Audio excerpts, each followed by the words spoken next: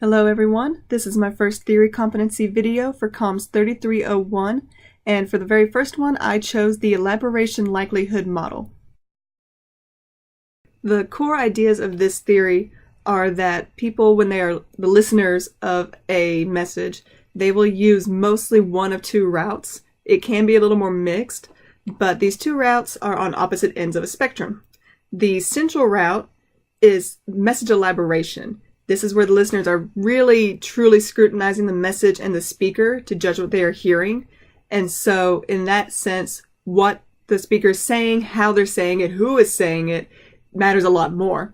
The peripheral route is a shortcut. The listener is just using simple cues to make a quick decision. So, for instance, for advertising for a laptop, just, hearing the words high speed could be enough to convince the person that laptop is good. The two key theorists for the elaboration likelihood model are Richard Petty and John Cacioppo. Petty is a professor of psychology at Ohio State, and when he was working on his PhD dissertation, he was building on the ideas of psychological attitudes and persuasion. Cacioppo was professor at the University of Chicago before his death, but his alma mater was Ohio State, and it was there in the late 1970s that he collaborated with Petty on his research. The model was presented in 1980 after their study of the communication and persuasion of teenage driving was completed.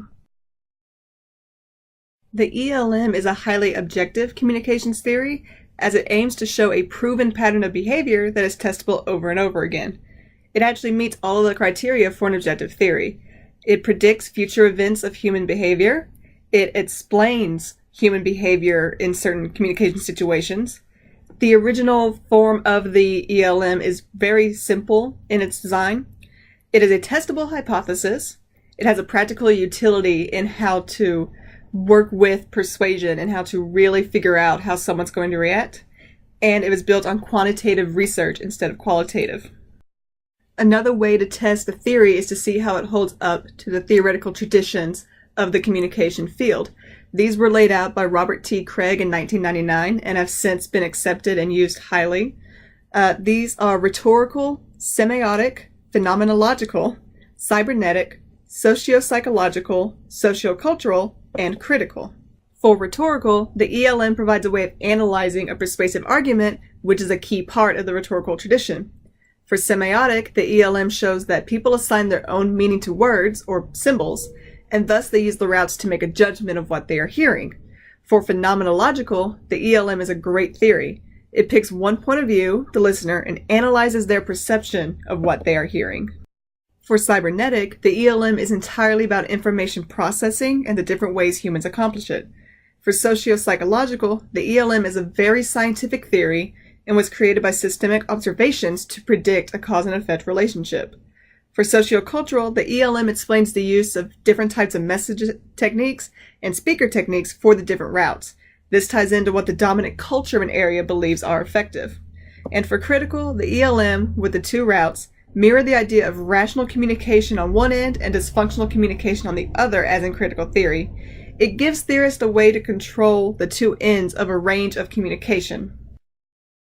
Every theory has its critique, even the ones that seem to be tried and true great theories.